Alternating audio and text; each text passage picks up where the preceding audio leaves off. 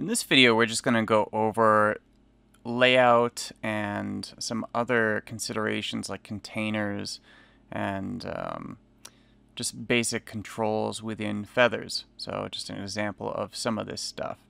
So here, starting off, we have our main class, which of course creates a starling view for us, and we're going into Start App here for our starling instance. So inside of there's a number of different things I'm bringing in. I'm bringing in a couple of controls. There's a header control, and the header is basically for an application header that gives a title or whatnot.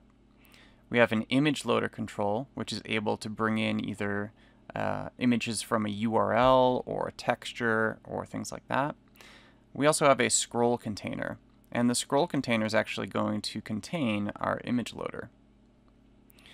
And the reason we do that is so that we can apply a specific layout to the image loader, and we don't have to position it manually. We can position this based upon our layout. And the layout in question is a vertical layout. And then we, of course, have our theme coming in here.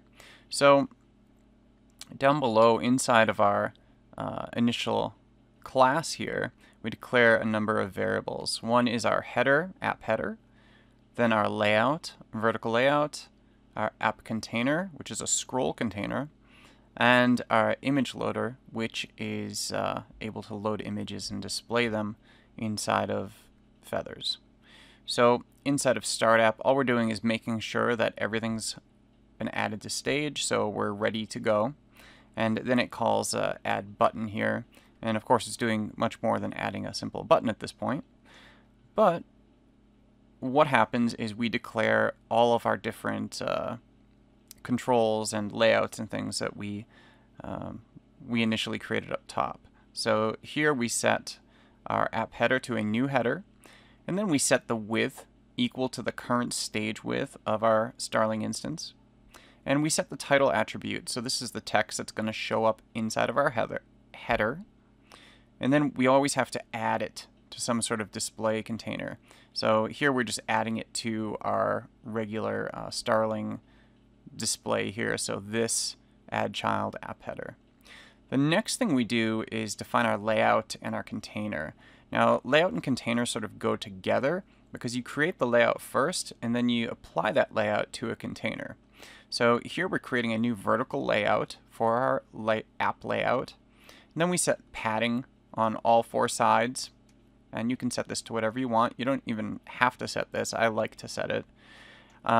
Most importantly, though, we're setting the horizontal and vertical alignment to horizontal line center for horizontal and vertical line middle for vertical line. This is going to center a single object within this layout in its container that is applied to the exact center of the screen. So we don't have to do any weird calculations or anything like that to center our image loader.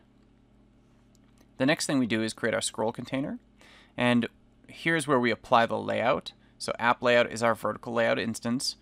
We apply that to the layout property of our container, and then we set the width and height to the width and height of the starling instance, which is the width and height of the application stage itself. And then this add child app container. Now the container with its layout have been added to our starling application. So the last thing is our image loader. So we create a new image loader. We set its source equal to, in this case, a simple URL string, so assets/lebrecht.ping, and that's located right in here. And I'm setting maintain aspect ratio to true. That way we don't have to do any manual configuration of scaling. When we change the width or the height of the thing, it does it automatically for us, which is really nice. And then we're just setting the width to, and I just chose this arbitrarily, the stage width minus 50 pixels. You can set it to whatever you want. Now, there's something a little different here. We're doing add child, and we're adding our image loader, but we're not adding it to this. We're actually adding it to our app container. So anything that we add to app container is going to inherit and be able to utilize the layout that we've applied to it. This is a really important concept to understand. All right, so when we go and compile this and run it, we can see that sure enough, here's our header with the text applied. Here's our scroll container, which actually takes up all of this. We can't really see it because it's just a container, but within our container is our image, and it is centered vertically and horizontally inside of our application.